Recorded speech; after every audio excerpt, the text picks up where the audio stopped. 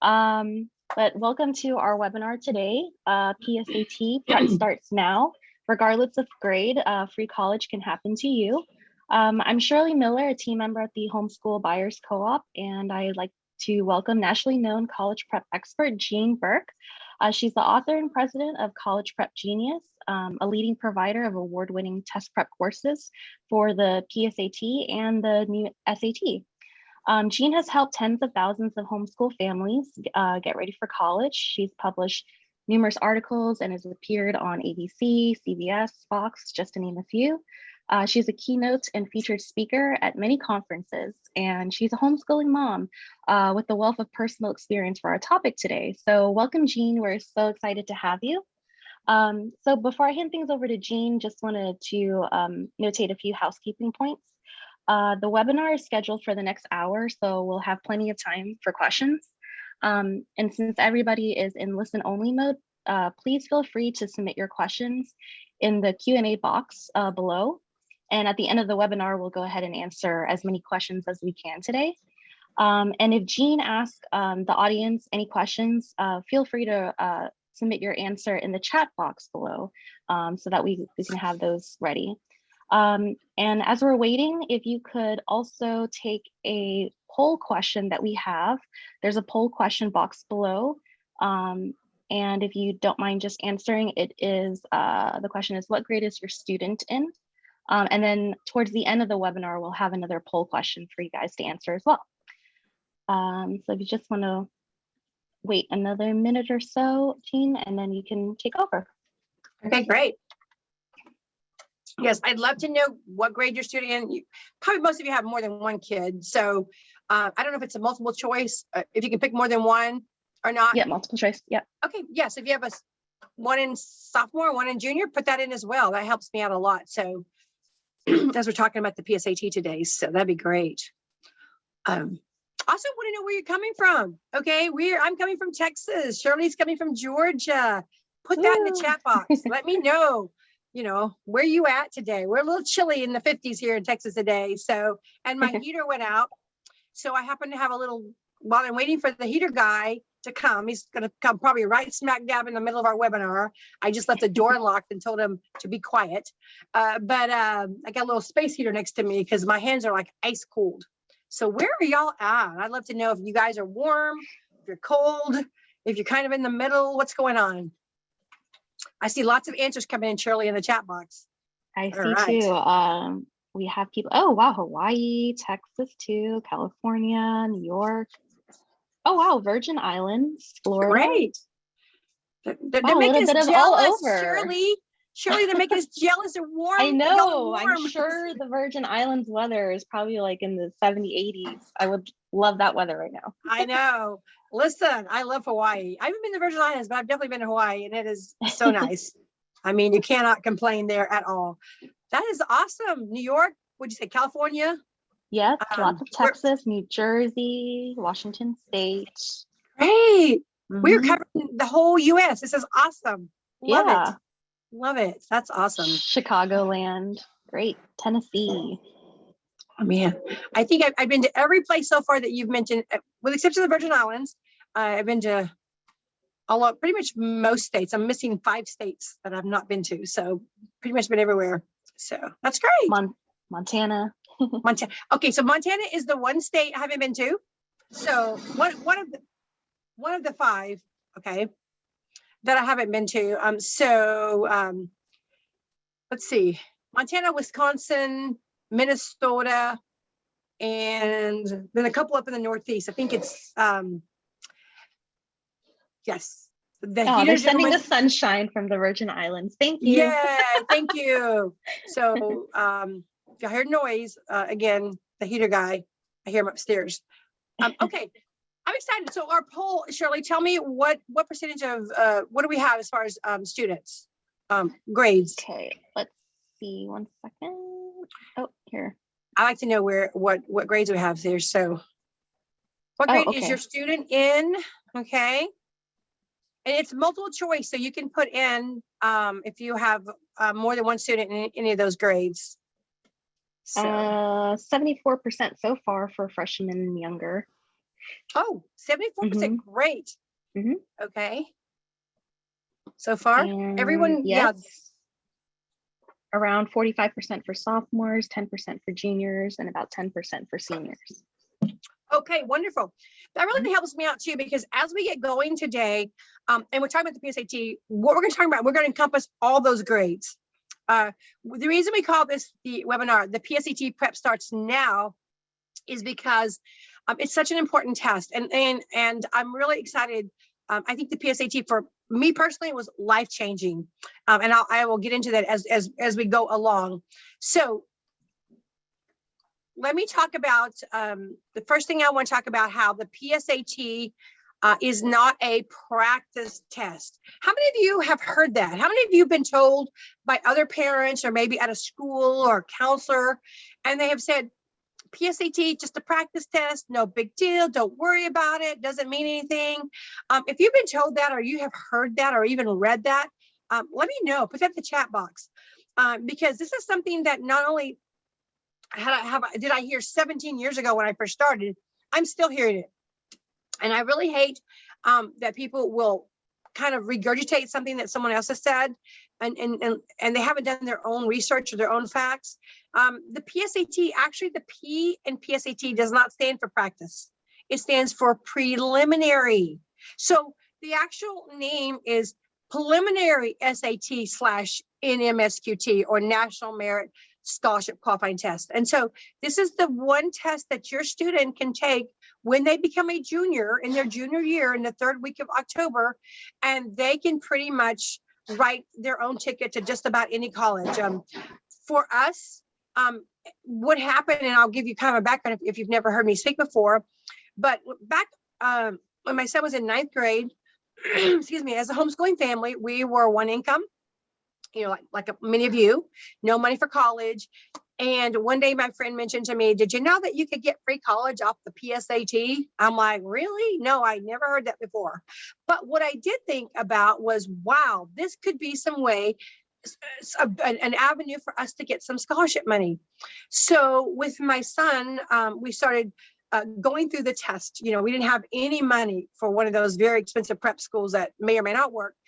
And so we started going through the test, trying to figure out what works, what doesn't work. You know, we bought books, we went through practice questions, we took a couple classes, very helter-skelter, wasn't pretty.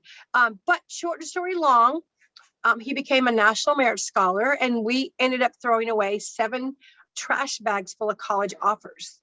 And when I say 7, I mean, this was over a year's time. This was not overnight. This was every day. My mailbox was just full of all these letters and this information all across the United States from these colleges saying, listen, what'd you do? How, you know, Josh, you've got a great score. Would you come here and, you know, go to my school and I'll give you this. And some of the offers that he was offered, I have on the screen: full ride, free room and board, free grad school, free honors dorm, study abroad stipends, thousands of dollars in spending cash. So it just was like constant, you know, or schools would send another letter up in the ante and giving us more offers. And then after my daughter got her scholarships, my friends were calling me on the phone going, okay, how'd I get free college? And that's when I wrote a book and started a class, you know, over 17 years ago. And so this is why this PSAT is so important. So regardless of what grade your kids are in today, or you have more than one, I'm going to walk you through what you should be doing. Now is the time to start, because you can't get time back. You can't. And I do remember back with my son, and again, not knowing what we were doing and being a homeschooler, you're more flexible. I remember when it got close to a test, we stopped doing other stuff. You know, we didn't do the math or the science or whatever it was. You know what? We said, let's just concentrate on studying for this test. Obviously it paid off, but we had that luxury, like, you know, like basically most homeschoolers. All right. Now, here's the key though. Why do most students not do well on a test like a PSAT, SAT, you know, CLT, any of those? Okay. This is because these tests are not based on IQ or what school you go to. They are logic tests. And these questions are purposely misleading, and the wrong answers can be very appealing. And this is why you would think that at a school, every valedictorian or salutatorian would have a perfect or near perfect PSAT score. Not true at all. It takes a different skill set. Has nothing to do with how smart you are or what rank you are in school. We teach a lot of schools. We get a lot of valedictorians. We get a lot of top 10% kids in our classroom. But these are critical thinking tests. And why? Why do colleges use these type of tests for scholarship money, even for SATs and ACTs to get into college?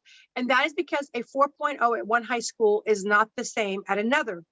Every school weighs and calculates their scores differently. So the only fair way that a college can compare, let's say, a homeschool student in Texas versus a public school student in California versus a private school student in Hawaii, is because these type of questions and these tests level the playing field.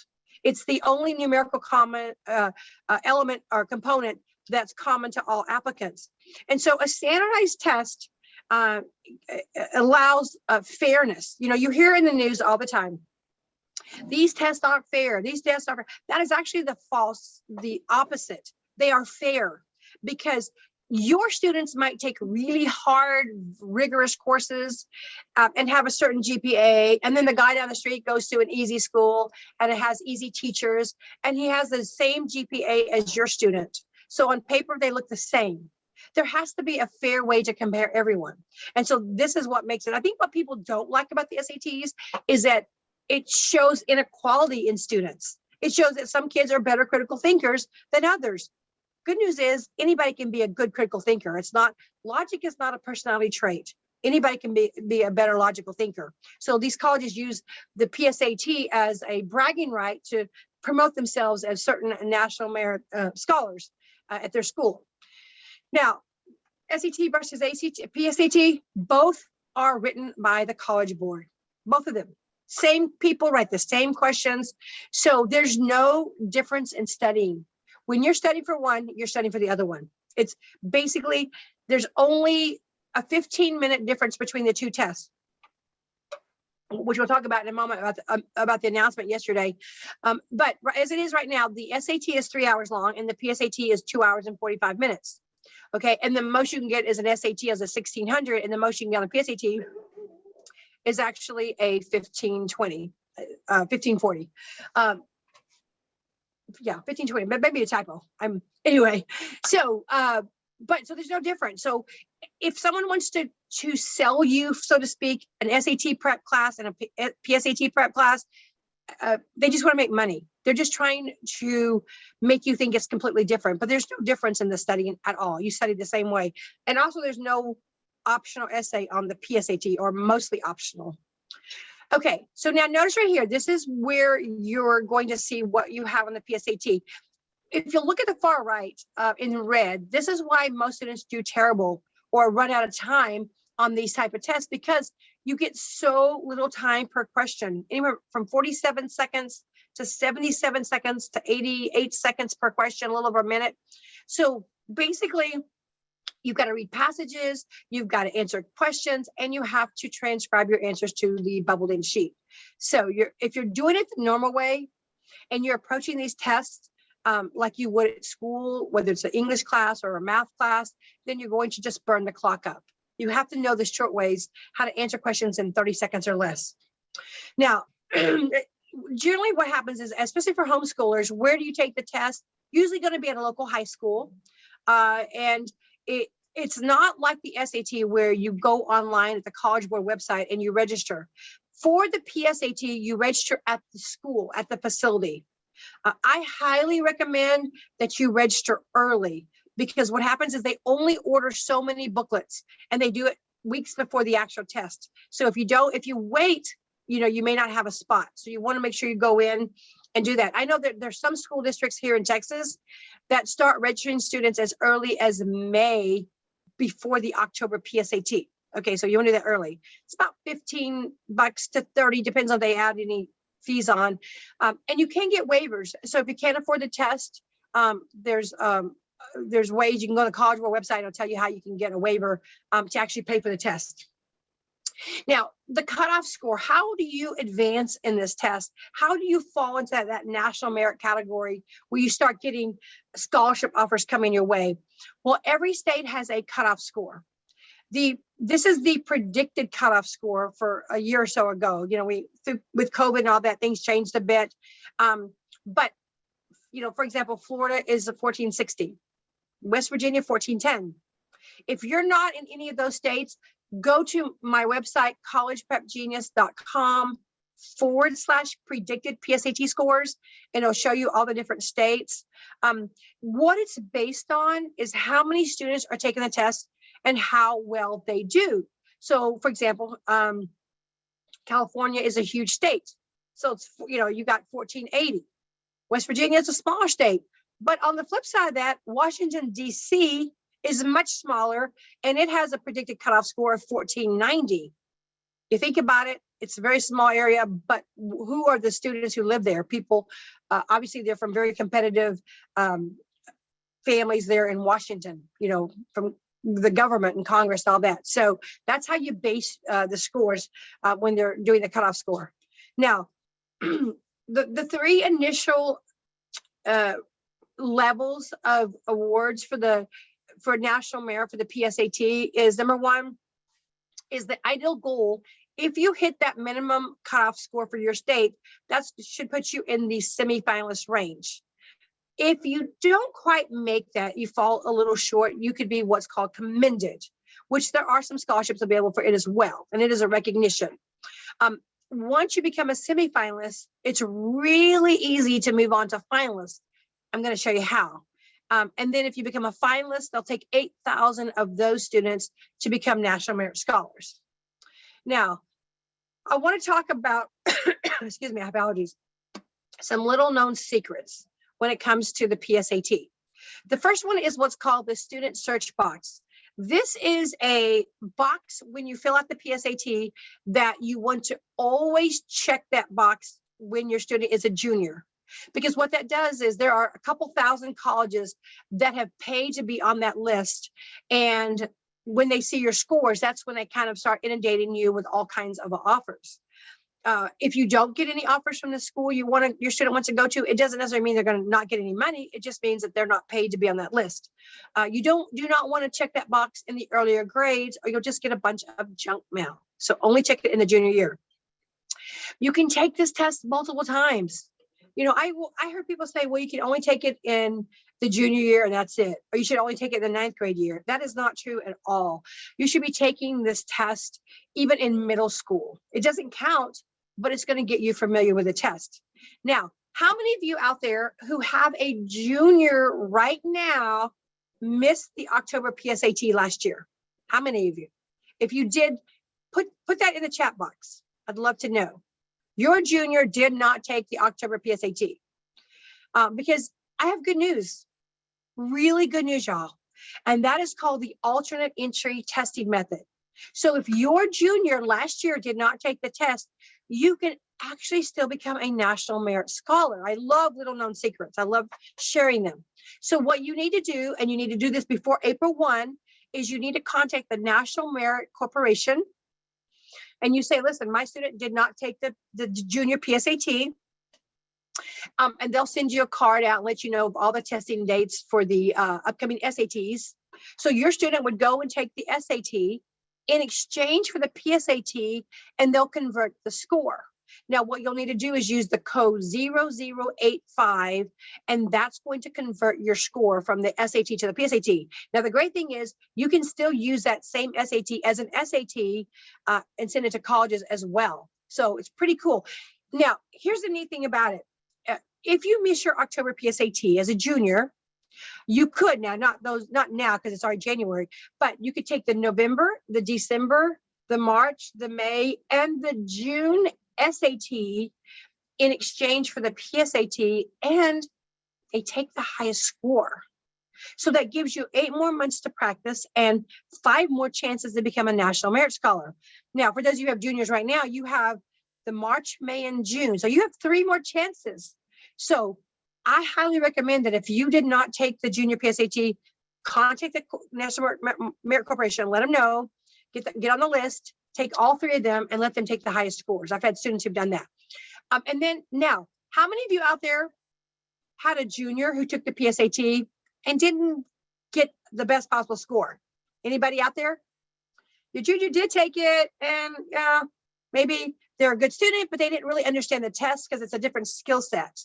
Okay, and they didn't really get that national merit range. So I have good news for y'all, more secrets. And that is, if your junior does a super senior year, they can actually take the PSAT again this coming October, which, that gives you, let's see, this is January. So that gives you another 9 more months to practice. Okay, pretty cool, huh? All right. Now, when your students are practicing, what they need to do is they need to practice with real PSAT tests, and they can even use SAT tests. So we have taken there's actual College Board tests on this link here. If you go to collegeprepgenius.com/OSSG SAT, you will get 10 practice SATs, 2 PSATs, and 2 PSAT 10s.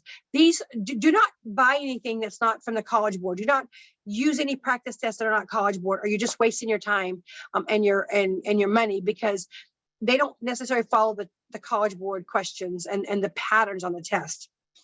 Now, let's talk about, let me go back in 1 second. One thing I want to tell you is when, and I don't remember if the slide's coming up, but before I forget, I want to make sure I tell you this. If your student becomes that national merit semifinalist, you hit that cutoff score for your state, you're going to get a packet in the mail that's about this big and this wide, and it's going to ask you to do some things. The key is, whatever they tell you to do it. It's going to be write a self-descriptive essay, turn in some transcript information, get a couple letters of recommendation, and then take an SAT. And you have up to a year to do that. Because what happens is, if you will do all those things and log them into the information they give you, and you do all that by the deadline, you automatically become a finalist. It's that easy. Unfortunately, every year, thousands of students are disqualified from the contest because they don't get everything in by the deadline, or they think it's no big deal, or they don't have time, or whatever. And now they've lost out on the ability to be opened up to all hundreds of thousands of dollars of scholarship information and money coming their way. So make sure you do everything they say so that you can move on from semifinalist to finalist. Now, I definitely don't want to forget telling you about the alternative to the PSAT. I know we're talking about the PSAT. How many of you have heard of the CLT, the classic learning test? If you have, let me know in the chat box. I always want to know. I've been talking about it for about over 4 years now. We are the official test prep of the CLT. Our information is on their website. You can find that out. You go to their website. But if you have a sophomore right now, or next year, maybe you have a freshman right now, okay, you want to check into the CLT 10, because in the 9th grade, you can take the CLT 10 for practice, but in the sophomore year, the CLT 10 counts for scholarship money. This is an alternative to the PSAT. So it's offered 3 times a year. Usually it's September, February, and April. So your sophomore right now can take the next 2 CLTs. If they score in the top 1%, that's going to give them what's called the National Scholar Award, and you're going to have unbelievable scholarship money coming your way. Now, here's the cool thing. You could take all 3 CLT 10s, and they'll take the highest score. And you as a parent get to proctor this at home. Now, if you want to get 50% off on taking the test, just use the code CPG18 or CPG50. Either one of those will work. So it's really important. So and if you have younger students, like a 9th grader, take the CLT 10 for practice and use that code to cut your registration in half. Last year, when they announced the winners in the spring, we had many of our students at College Prep Genius score in the top 1%. That is because the strategies that you learn for the PSAT and the SAT, even the ACT, all work on the CLT. One of my students scored a 118 out of a 120. So there's a crossover information that works on all of them. All right, now, I'm a big believer in the PSAT. So what I'm a believer in is basically taking the CLT in the 10th grade and taking the PSAT as a junior. Try for scholarships for both. Now, let's suppose your student got a really great scholarship with the CLT 10, but maybe the colleges that are offering it aren't necessarily the colleges that your student wants to go to. That's okay. you can now use that as leverage. You can go to X college over here and say, listen, Z college over here has given my student a full ride because of their CLT 10 score. What are you going to do for me? You know, colleges are a business.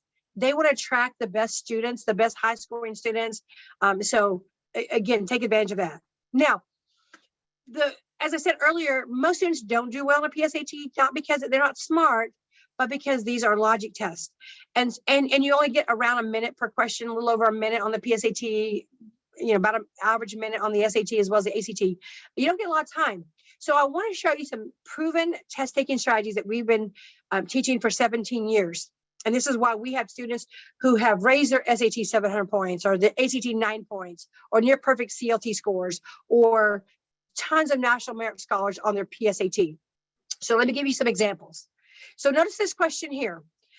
For all non-zero real numbers R, S, and A and B such that A over B equals 5R over 4S, which of the following expressions go with its S? Okay, a lot of question there and very little time to answer it. So one of the patterns that the test makers use on the PSAT, as well as the other tests, is what I call clone invasion. So notice, with very little time, you can work that out and spend several minutes, or notice this, 3 out of 5 of them have 4 as a denominator. 3 out of 5 of them have A as a denominator. 3 out of 5 of them have 5 as a numerator, and 3 out of 5 of them have an RB. There's your answer. It's what I call clone invasion, because what happens is the test makers, they start with the right answer, but then they have to create wrong answers. So they'll take variations of the right answer to create the wrong answers. So this is just one of the patterns that they use, but students can learn to recognize these when they start seeing answers that look very similar. It's going to fall probably under the clone invasion strategy without having to crunch a bunch of numbers. All right, now in the writing portion where your students are only given 47 seconds per question. They've got 4 passages, 44 questions, and basically 35 minutes to do it in. So 47 seconds. There's no way you can finish. All right. But again, these are tests of patterns. These are logic tests. These are not about what you've learned in school or how smart you are. So this one here, you would read the underlying part in the passage. If it fit grammatically, you simply pick A, no change, move on to the next question. But if there's something wrong with it, you've got to find the answer. But unfortunately, time is your enemy. Here's the pattern. Starts with when, ends with us. Now look at the answers. There's a couple of them that start with when. There's a couple of them that end in us. But one starts with when and ends with us. There's your answer. Okay? All right. So this PSAT, as you can see, is a beatable test. I showed you a couple of strategies. So what should you be doing now? PSAT prep starts now. So let's go into what you should be doing. If you have an 8th grader, even a 7th grader, or we even have 6th graders in our program, but if you have an 8th grader, you want to know their starting point. You want to know what is their score right now, because if you don't know it, you're not going to know how much you've improved. And it's like you don't start playing Twinkle Twinkle Little Star on your piano now, and then next week you're playing Beethoven. This is why it's so important. Students who excel in sports, they didn't just start playing in high school. They probably have been playing in middle school and maybe even as early as elementary. Okay. So as you have an 8th grader, you want to start thinking about this. And again, if you have 7th and 6th, you can do that as well. But your 8th grader, get a baseline score. You want to take test number 1 from the College Board. It's an SAT, so it doesn't matter if it's SAT or PSAT. If you go to collegeprepgenius.com/OSSG, that stands for Official SAT Study Guide, SAT, there's going to be all those tests that I talked about. So you want to get that baseline score and then just start kind of delving into a little bit. You don't even have to do more than an hour or so a week, just getting familiar with questions. And then as an 8th grader, you want to take the PSAT 8-9. Now, it's offered generally at a high school, but it's not something, again, that you register online. You go to the school. Some schools will offer it in the spring. Some of them offer it in the fall. You really just need to call around. Take it, doesn't care. Doesn't matter what your score is. There's no pressure on your student. Nobody ever sees the scores. Now, you may consider taking 1, maybe 2 SATs that year. Now, again, you have to be at least 13. They changed that last year You can't set up an account until you're at least 13. But you might take one just to go in there and get familiar with the test. Every time you take a test, you gain that test maturity and you lessen that anxiety. Now, if you're going to take a practice SAT, I recommend that you take it anytime the QAS is offered. Now, the QAS is the question and answer service. This is where, for a small fee, you can get your answers back. You can get detailed explanations of your missed questions, and you can also get a clean test booklet back. So those are usually offered in October, March, and May. Now, if you have a freshman right now, this is really important because I have an announcement you may or may not have heard yesterday. College Board announced yesterday that they are changing their formatting on the SAT. We knew this was coming. We've known about it for years, that it was going to happen, that they were going to go digitally online. And what happened was when the pandemic hit and there were lockdowns and shutdowns and nobody could take an SAT or ACT, then they realized, hey, we needed a digital format, even though the GRE has been online for years. My daughter, when she took her GRE, it was online. Okay, so why is that important is because it's going to affect your ninth grader right now, because they are going to roll out the new PSAT and SAT at the end of 2023. Now, that's a little less than 2 years. We have a lot of time. What they're going to do is they're going to make it shorter and they're going to make it online. They're going to make it digital. We're on it.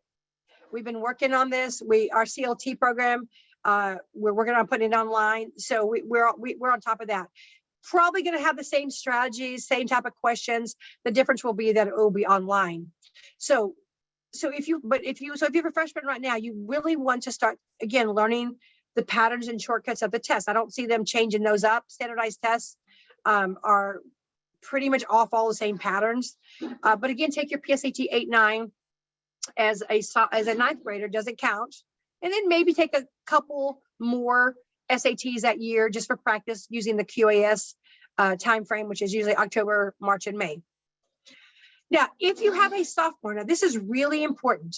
I know y'all took a little poll in the beginning, but right now, go ahead and put in the chat box, just if you have a sophomore right now, just put that in the chat box. Say, yes, I do, or I do, or, I have one. This is really important that I know this, okay?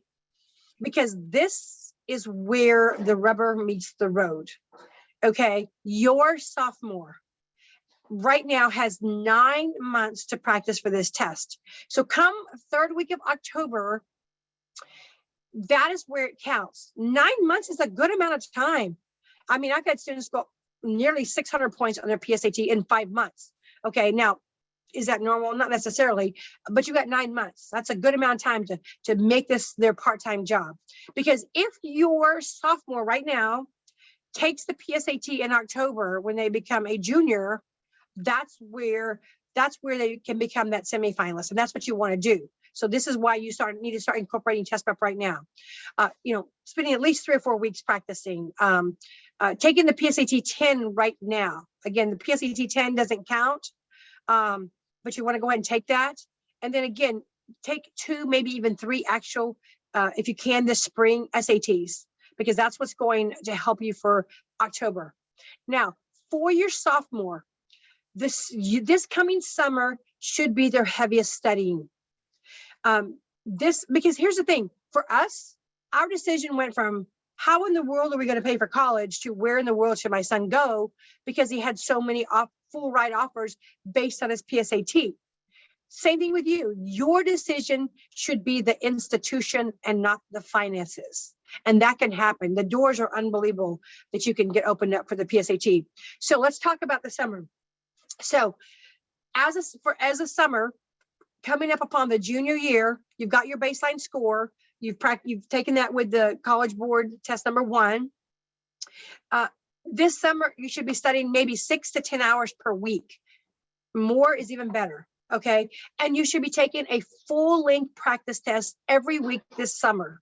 Just sit down and time yourself. Because remember, you're treating this like a job. Now, come August, take the August SAT.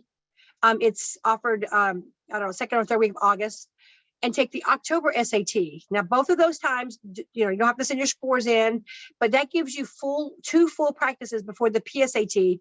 And then go ahead and take that junior PSAT, generally the third week of October. So you've been practicing, you're starting now, you've been practicing really heavily studying this summer, and then taking those full length tests and then taking 2 actual tests before the real test. That's going to make all the difference in the world for your student to fall into that national merit category. Now, ultimately what happens, your PSAT can determine where your student gets to go to college and who's going to pay.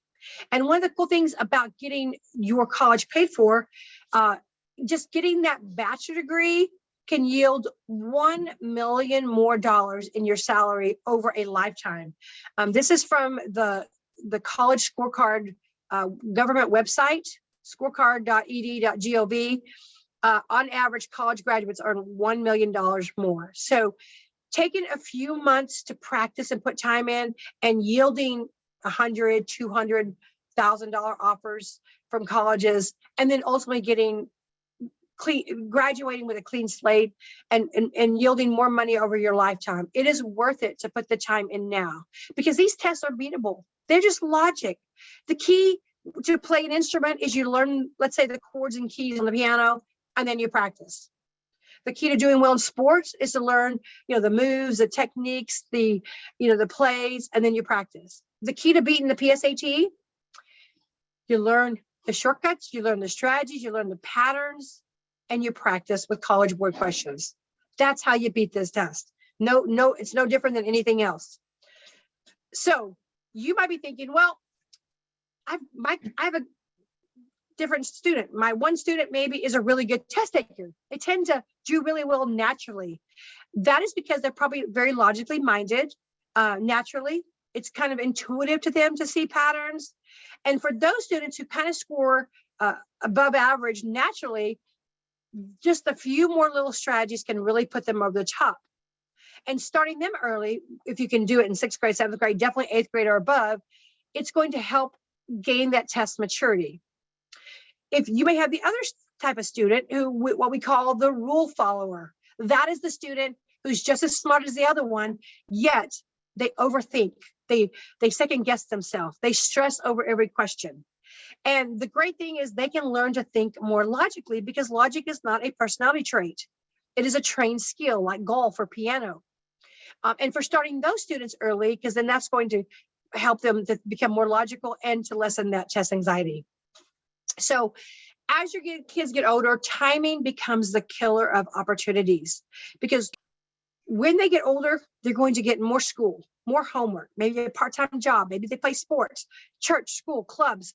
And so they're going to have less time, and their workload and responsibilities will increase, and their opportunities and time will start to decrease.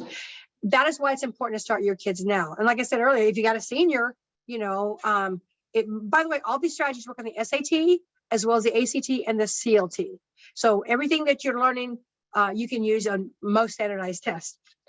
So why is this important? National merit. Colleges get their rankings based on test scores. The higher the score, the more money that you get.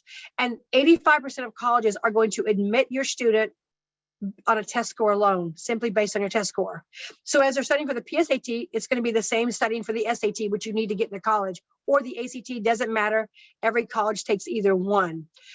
And it becomes this bragging right for these colleges, because when your students come in with high test scores, what it does is it raises the rankings of the colleges, which therefore can attract all those students who can pay full sticker price for the college. And it also helps when they admit very talented athletes who maybe just have the bare minimum to get in, the bare minimum score, which is going to drop their scores and their rankings down. So they're looking for these high scores. And this is where they are willing to offer you, like I said earlier, full ride and tuition and room and board, grad school, all these amazing perks that can be coming your way. So test prep is an investment, but you don't want to spend 20 years paying off college debt. That is the average. 20 years, 2 decades of your life. So what do we do here at College Prep Genius? Well, we're excited that we've partnered with Homeschool Buyers Co-op. We've done this for several years. We've had great success in our program that you can get through the Buyers Co-op. We these are taped videos that take you through the math, through the reading, through the writing, even the mostly omitted essay for the SAT, and then of course works on the PSAT. But we teach you how to cut your time in half. We show you why the right answers are right, but also why the wrong ones are wrong, so that your students don't make the same mistakes. They can self-correct them. And again, we've had lots of students who've raised their SATs and ACTs, and lots of National Merit Scholars based on their PSAT.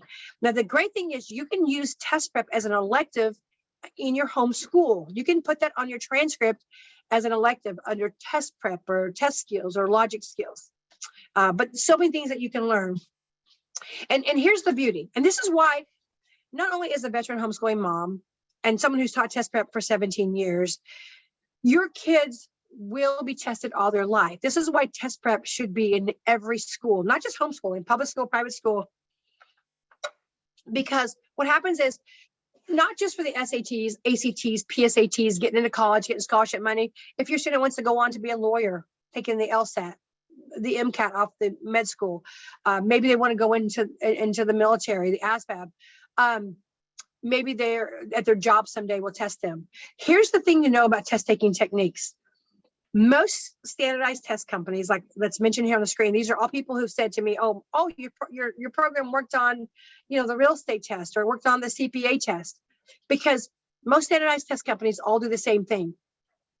They write a question, they know it has to be normalizing. They know it can't be about what people know, because people come from different backgrounds and different states and different experiences. So it has to be a normalizing question that follows the same patterns. And there has to be one objective, indisputable answer and several distractors. So by students learning those skills, they can apply those to so many other tests. I mean, just some of the ones that I have on the board there, like I'll give you an example. The Mandarin test. This is a video testimony on my website. You can go watch it for yourself. Young girl came up to my booth. This was in Dallas a couple of years ago. Excuse me. And she came up to my booth and she said, Mrs. Burke, just want you to know, I have your program and I did really well in the SAT and all, but I have to tell you a cool story. And I said, oh my goodness, tell me. She said, I had taken Mandarin 1 and I wanted to place into Mandarin 2. And so there was this placement test that you had to take. And she said, so I took the Mandarin 2 placement test and I didn't know most of the words, but I just used the College Prep Genius strategies and I ended up testing out as a native Mandarin speaker. Now, amazing. But of course, she was smart enough to go back and take Mandarin 2 because she didn't know the words.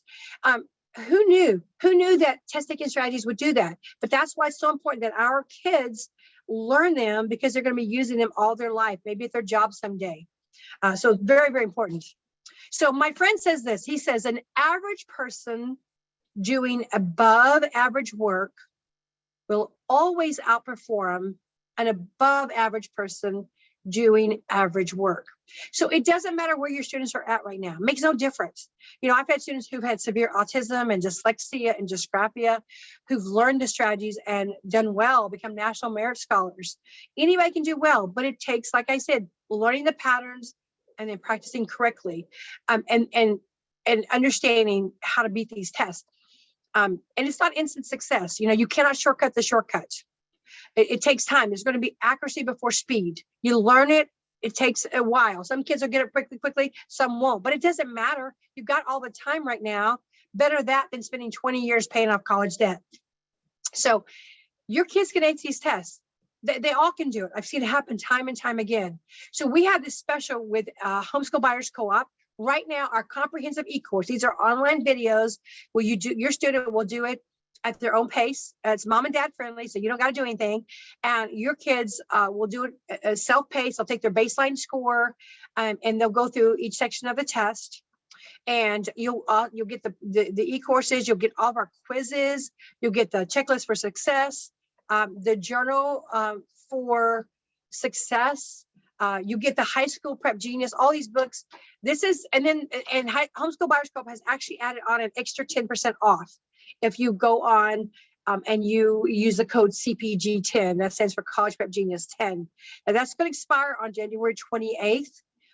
So you want to make sure that you you do that before the deadline.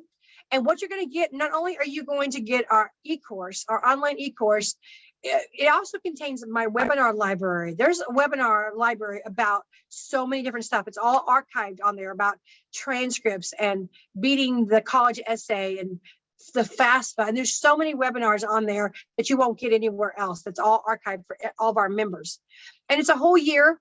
It's a whole year membership for you, unlimited use for all your kids, and very self-directed. And you have access to all these actual real test questions. And then in this comprehensive special, you'll get our Vocab Cafe book series. This is where you, your kids can read these really fun books. These are wholesome books. My kids wrote them.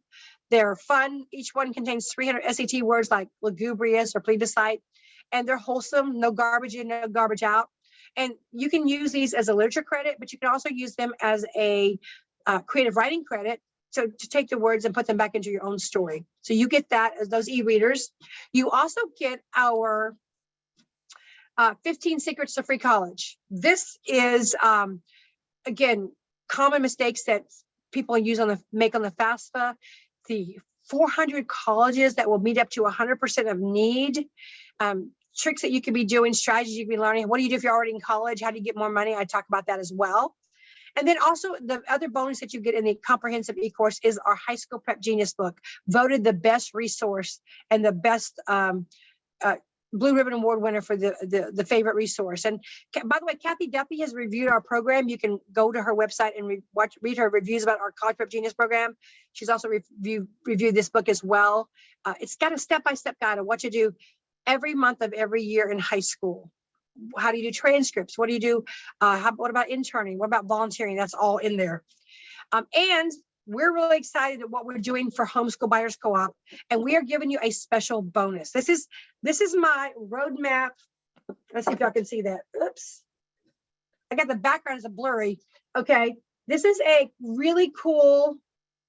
I didn't realize that the blurry background would make it, we can't see it. This is a really fun visual. Looks like that on the screen up there, except the car doesn't actually move. You can hang this on your refrigerator or your whiteboard, and it's going to show you what your students should be doing starting in 4th grade every year to get free college. And this is going to come to this is only offered, let's see. It's only offered for the Homeschool Buyers Co-op for y'all. This will be free with your purchase. And you get, again, I don't know if you can see this with a blur, you get little magnet cars.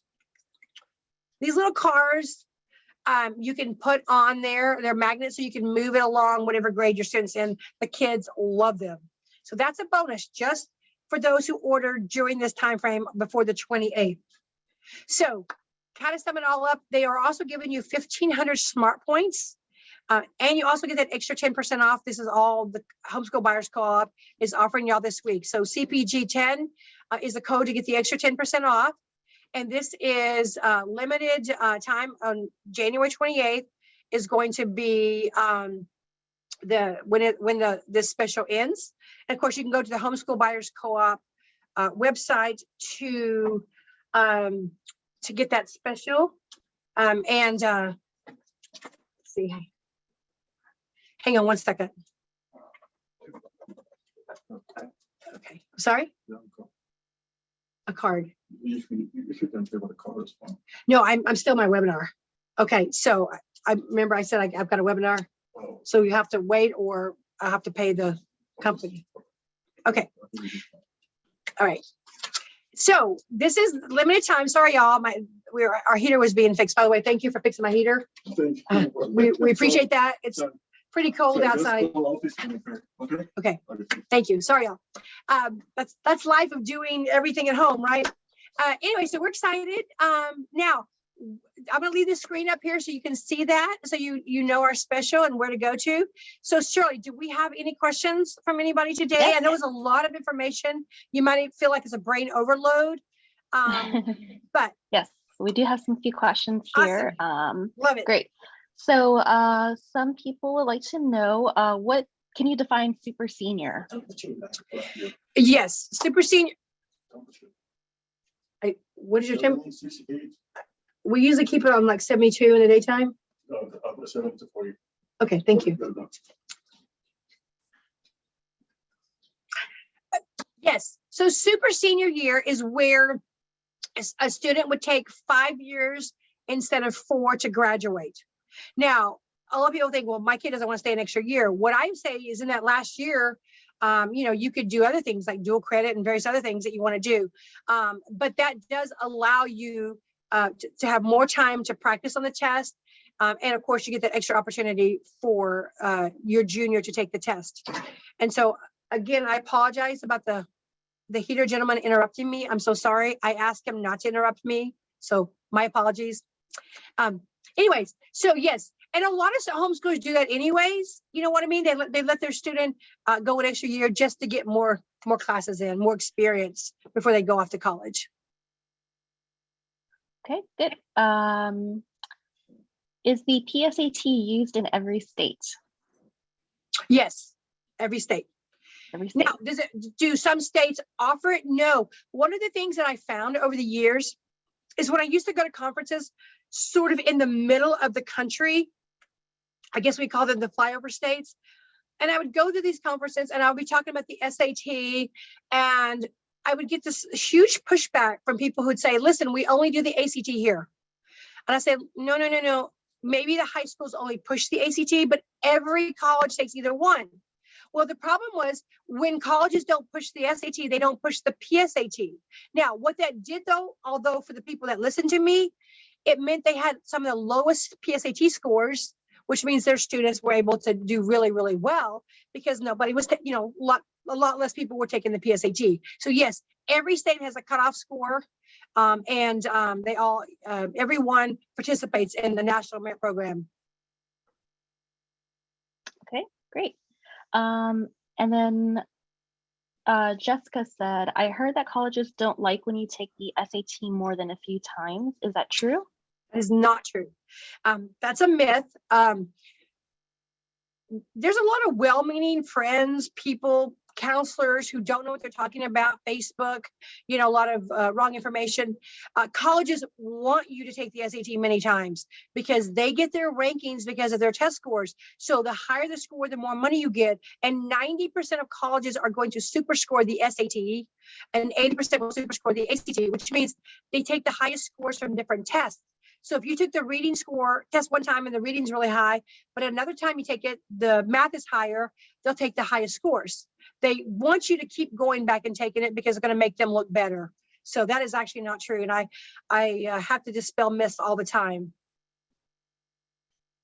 Okay. Let's see.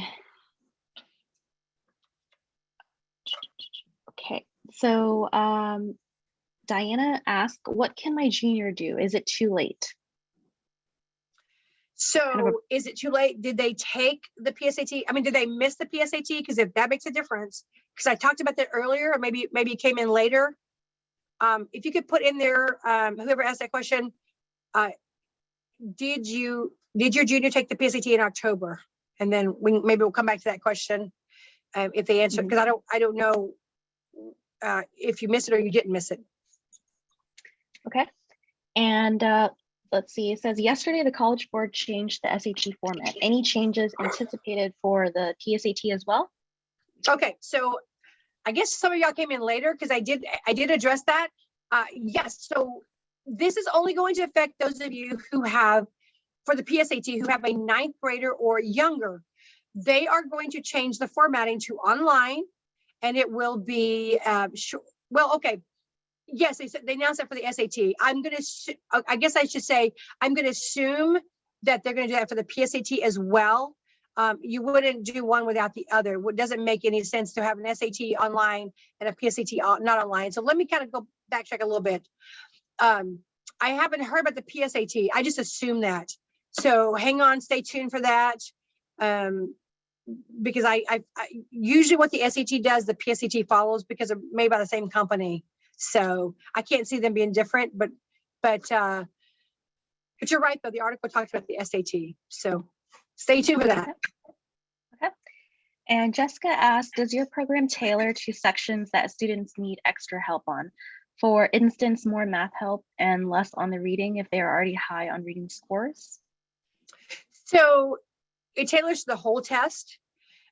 If unless your student's scoring perfect in the reading, I would definitely go do the reading section.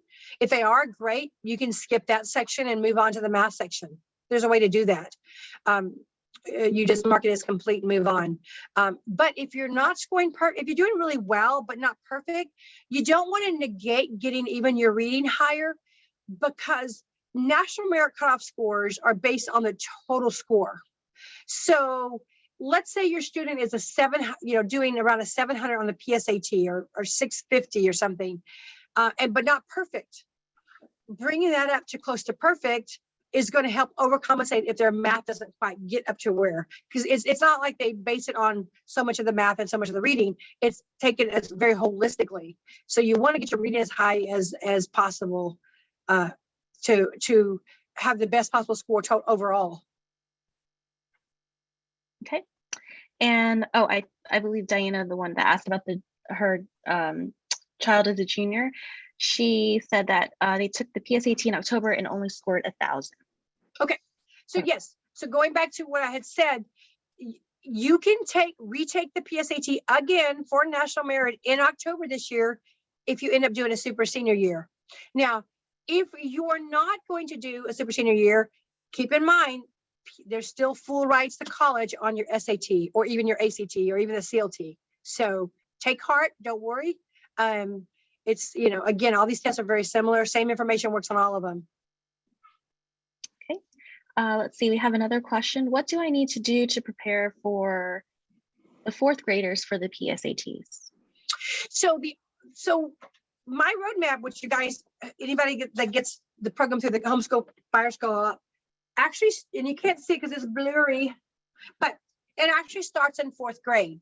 And what I recommend in fourth grade, you can take the PSAT 8-9 if you're going to do one of the talent searches like the Duke Tip Letter or Johns Hopkins or Northwestern.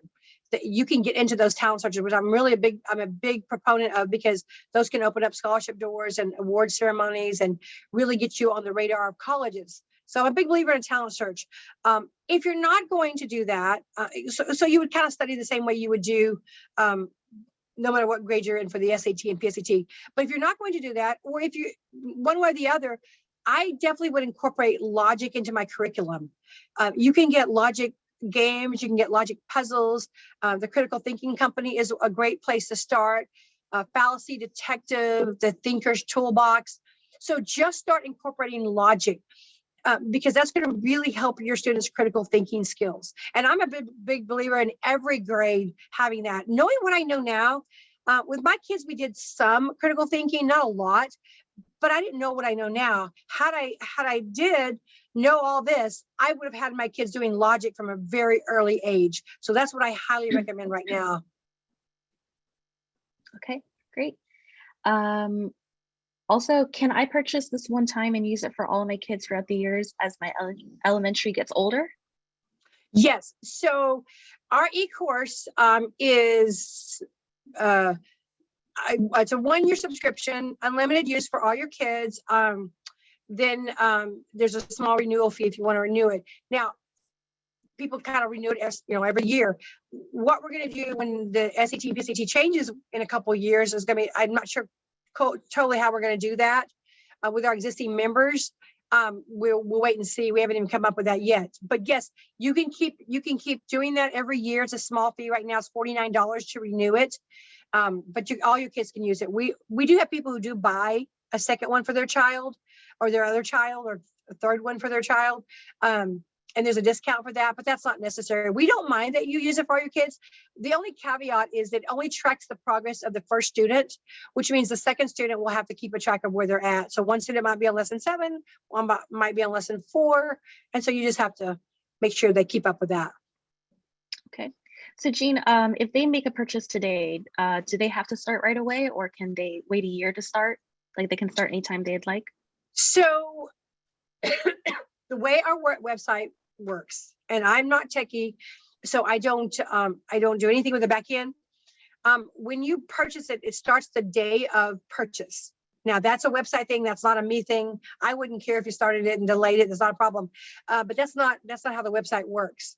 So, but do keep in mind though, even if you delay it, you can still, renew it for that small fee. So keep that in mind. But yeah, unfortunately, it doesn't work that way just because that's how it's set up. And I didn't develop it, by the way. I don't do anything that has to do with website stuff at all. Okay. So someone will also like to know, is there a multi-student discount? Somebody has 3 students currently in 10th, 8th, and 4th grades. Well, right. The discount that you have right now is huge already for Homeschool Buyers Co-op. And that's really a Homeschool Buyer Co-op question because you're actually buying it through them. So you're getting the $149 plus the extra 10% off. And so I'm not sure if y'all do that. The discount on our website is different because you're paying full price for the first one. So that they're purchasing through y'all. So I'm assuming, and I don't know, Shirley, you tell me, that each student would be the same price.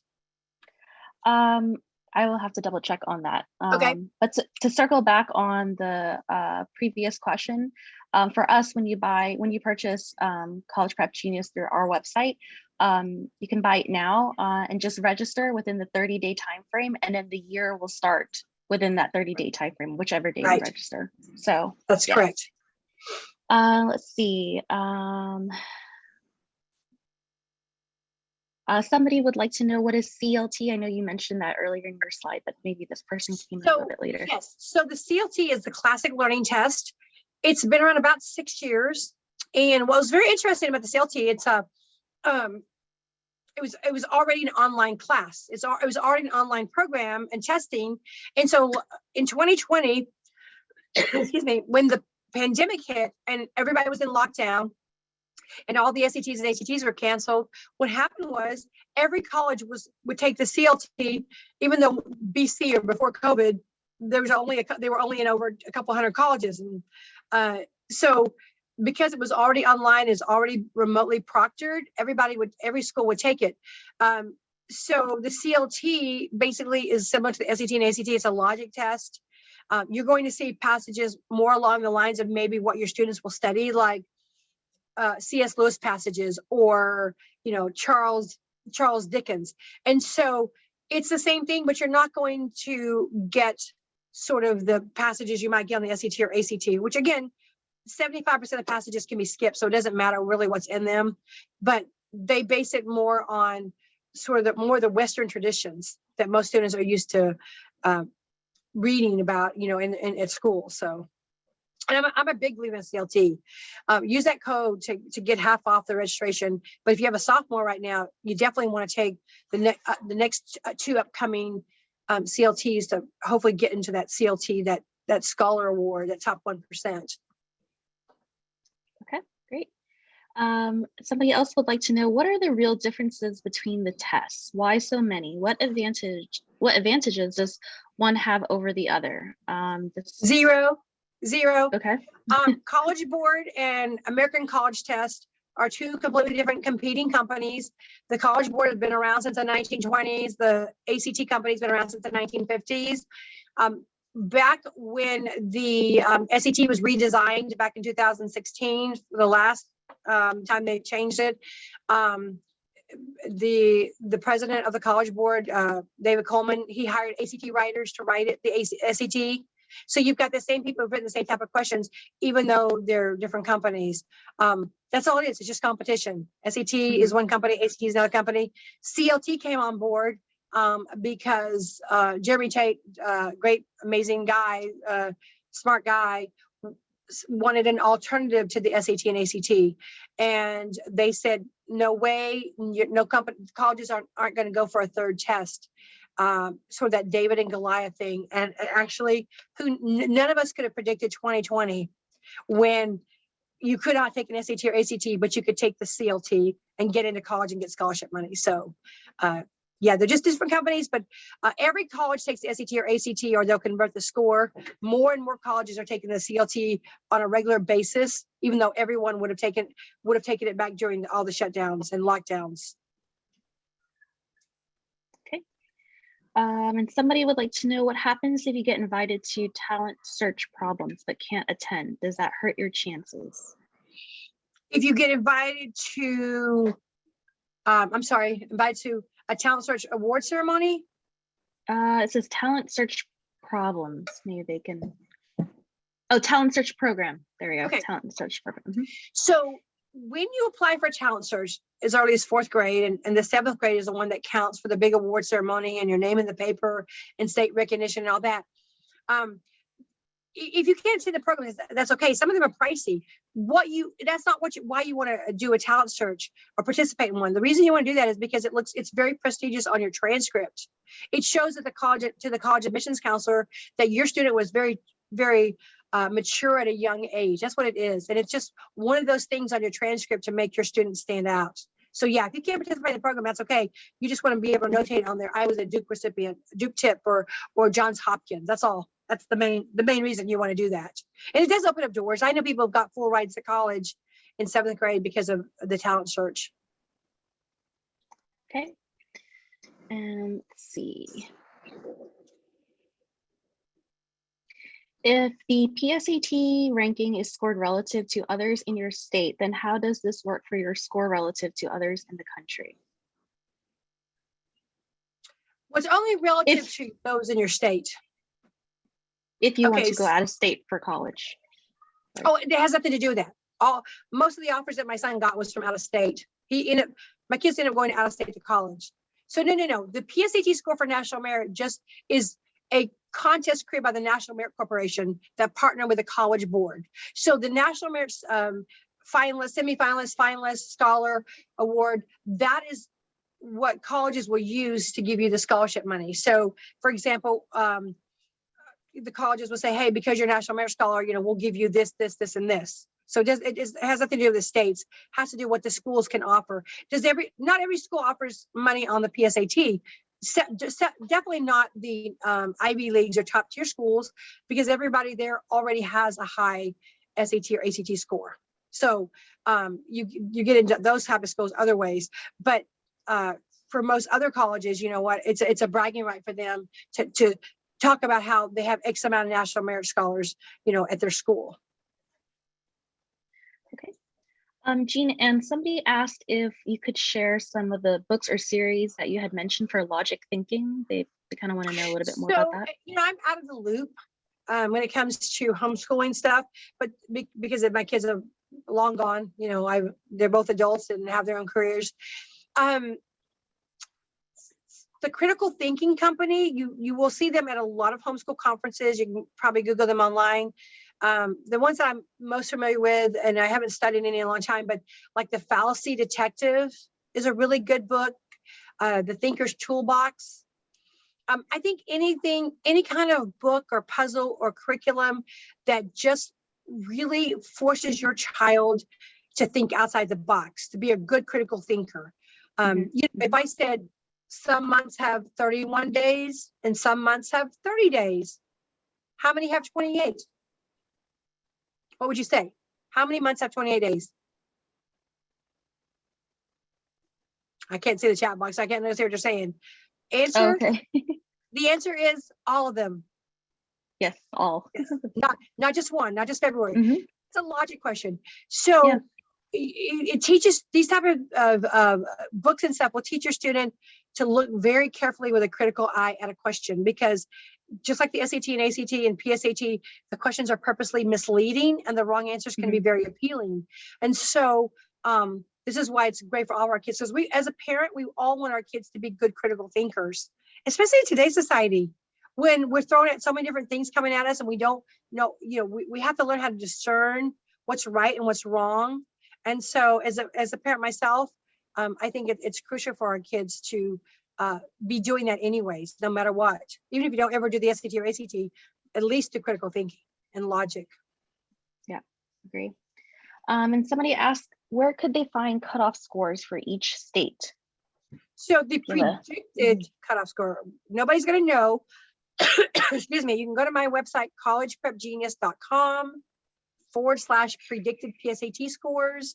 You could probably Google them. It's a different algorithm.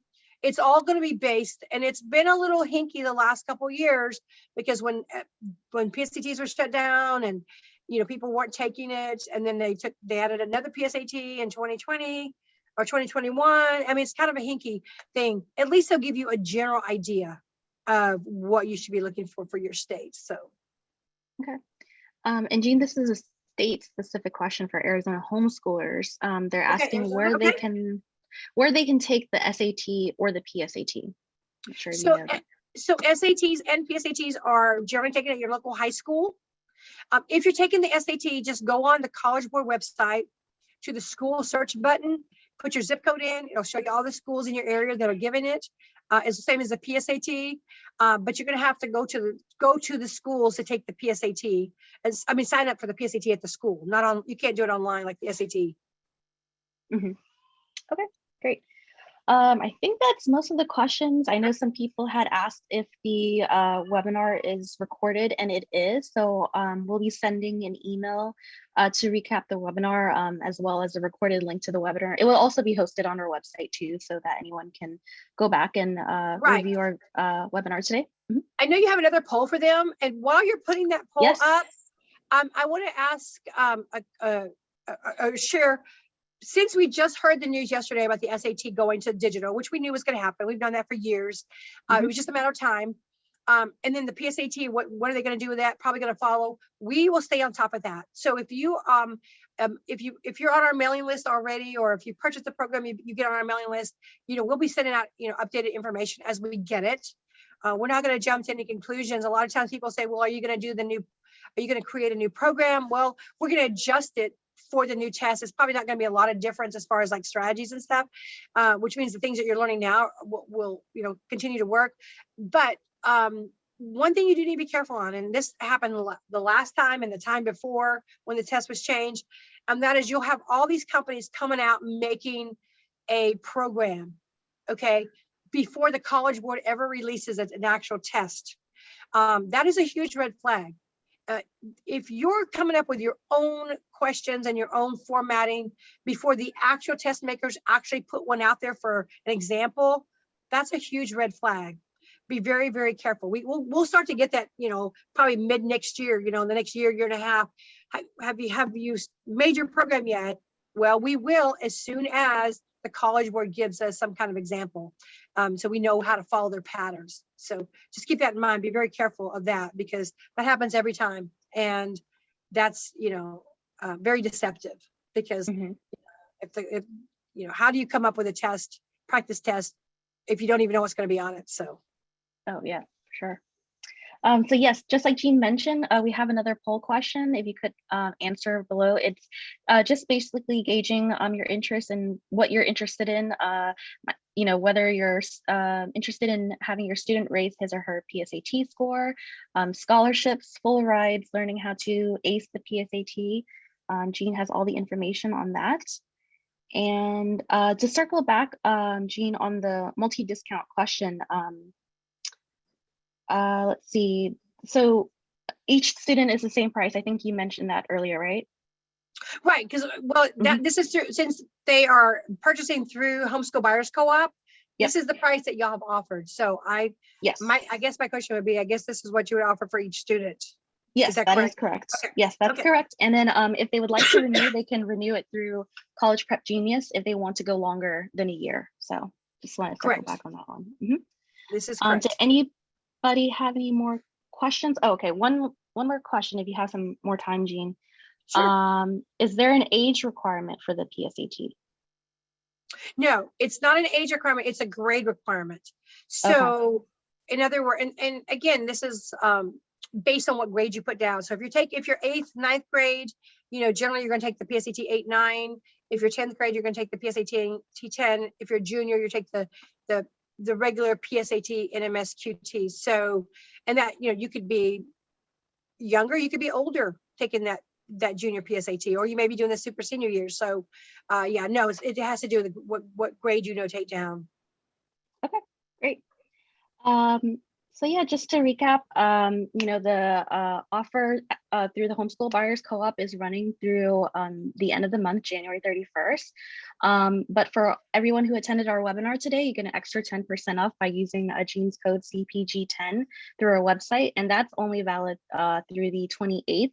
And as a extra special bonus to everyone's order till the end of Yay. January, you get this cool roadmap that you can stick on your fridge with a little car. I love that. It's so cute. So It's so that's a good funny way to that's keep track. it's so crazy that's so blurry because of the background. Yes, that's so weird. Oh, now you can see it. Oh yeah, there you go. Yeah, so it's a good way to keep track, just using that little car sticking on your magnet, daily reminder, getting your child on keeping Fun. on track. So So much fun. yes. All right. So I just want to thank everybody for attending our webinar today. Jean, thank you so much for your time. You offered some, very great information, very enriching. I hope everyone got a chance to learn a little bit something today. As I mentioned before, we'll be sending a follow-up email with the link to the recorded webinar. I will also be saving some of this chat log to answer any questions that we didn't get to. And just be on the lookout for more details for next month. We have another webinar scheduled for next month, so stay tuned on our website. You'll have more details there. But I hope everybody continues to have a great day. So thank you so much. Thank you again, Jean. I appreciate it. Thank you. Okay. All right. Bye-bye. Thank you. Bye, everyone.